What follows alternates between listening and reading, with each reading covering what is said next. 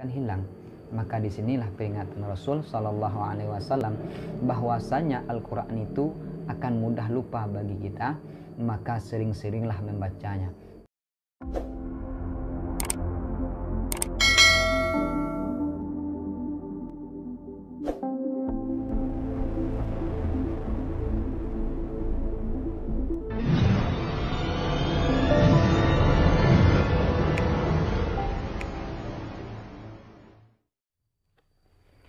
Assalamualaikum warahmatullahi wabarakatuh. Alhamdulillahirabbil alamin. Wassalatu wassalamu ala asyrafil anbiya'i wal mursalin wa ala alihi wa sahbihi rasulillahi ajma'in. La nabiyya ba'da amma ba'du. Alhamdulillah, syukur pada Allah, mengucapkan kalimat alhamdulillah. Salawat kepada mengucapkan kalimat Allahumma sholli ala sayyidina Muhammad. Kali ini kita membahas tentang perintah menjaga Al-Quran dan peringatan bagi orang-orang yang berpaling dan melupakan Al-Quran.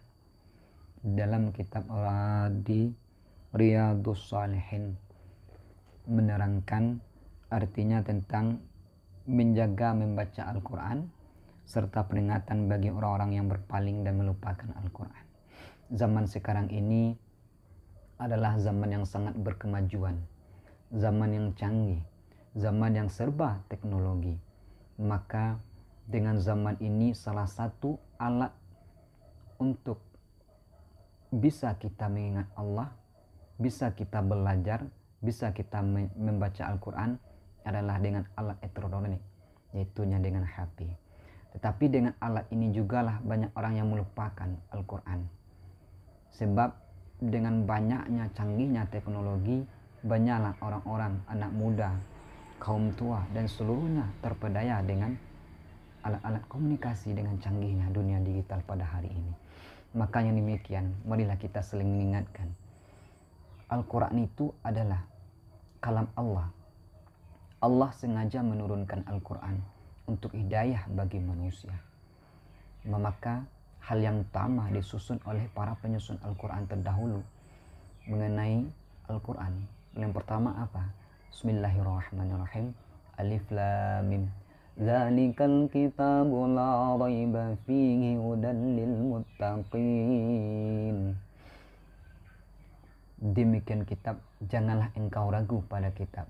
Sungguhnya Al-Quran itu adalah petunjuk bagi orang-orang yang bertakwa. Artinya apa?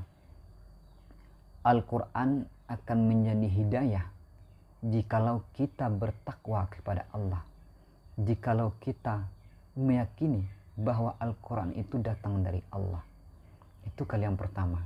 Sebab banyak orang yang membaca Al-Quran, tetapi Al-Quran itu tidak menjadi hidayah. Bukan hanya puluhan, bahkan ribuan orang banyak membaca Al-Quran. Tapi apakah seluruhnya Al-Quran itu menjadi hidayah baginya? Belum tentu. Karena kali yang pertama tugas kita agar Al-Quran itu menjadi hidayah adalah meyakini dulu bahwanya Al-Quran ini adalah Allah sengaja menurunkannya untuk hidayah bagi manusia. Itu yang pertama. Yang kedua apa? Kita pelajari dengan baik. Baik secara bacaan, artinya, makhrijul huruf, tajwidnya harus bagus. Yang ketiganya, kita memahami serta mengkaji arti-arti dan tafsir dalam Al-Quran agar kita mengetahui apa yang Allah larang dan apa yang Allah perintahkan. Maka disinilah ketika kita memahaminya secara pemahaman yang dalam, maka di sini Al-Quran akan menjadi hidayah bagi kita. Sebab kalau kita hanya membaca, Allah berikan pahala. Tetapi kalau kita tidak memahaminya, maka disinilah banyak orang keliru. Kenapa Al-Quran tidak menjadi hidayah? Kenapa orang tidak memahami Al-Quran itu sendiri dan tidak mengetahui apa-apa saja yang Allah larang di dalamnya? Maka yang demikian, artinya Allah juga mengingatkan dalam Al-Quran, dalam hadis Rasul Sallallahu Alaihi Wasallam, an Abi Musa anin Nabi Sallallahu Alaihi Wasallam, ta'ahadu hazal Quran fawalli nafsu Muhammadin biyadihi lahu wa asyaddu tafallutan minal ibil fi ukulukiha. Artinya apa?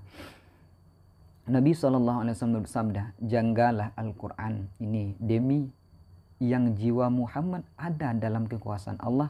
Sungguh Al-Quran itu lebih cepat terlepas dari onta yang terlepas dari tali ikatannya. Artinya apa yang dimaksud hadis? Artinya Allah, Rasul, Allah memerintahkan kita selalu menjaga Al-Quran dan membacanya. Kalau seandainya kita tidak menjaganya, maka Al-Quran itu akan lupa pada kita. Mungkin kita sudah merasa kita seorang penghafal Al-Quran, tetapi terkadang-kadang dengan kesibukan yang kita lakukan, dengan tugas-tugas kita, apalagi kita mahasiswa dan pekerja, dengan kegiatan-kegiatan yang banyak, kita sudah tidak menghafal Al-Quran lagi, maka kita akan merasakan lupa atas apa yang kita hafal tadi. Artinya banyak penghafal Al-Quran yang tidak mau menghafal Al-Quran karena apa?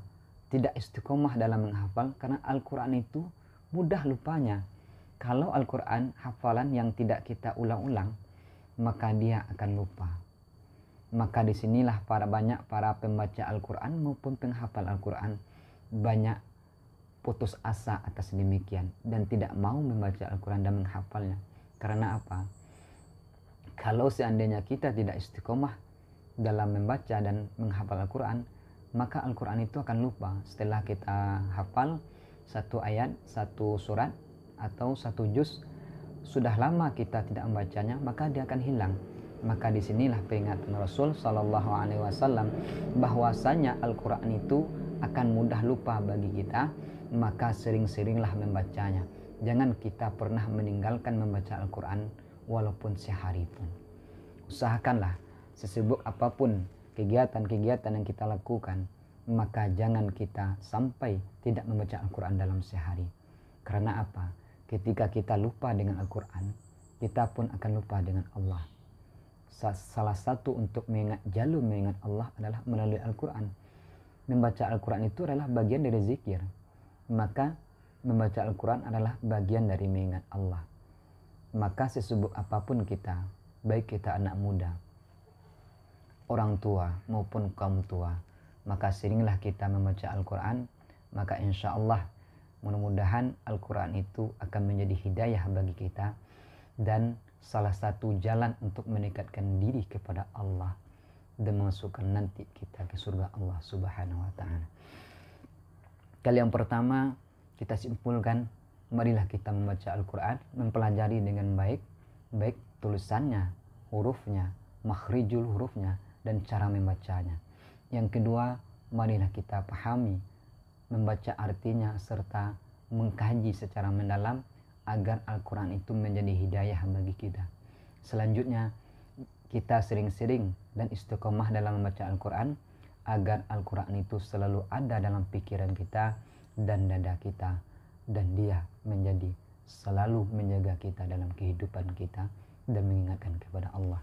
Mudah-mudahan Allah bukakan bagi kita hidayah untuk membaca Al-Quran dan selalu istiqomah dalam bacanya, dan Allah berikan hidayah melewati Al-Quran.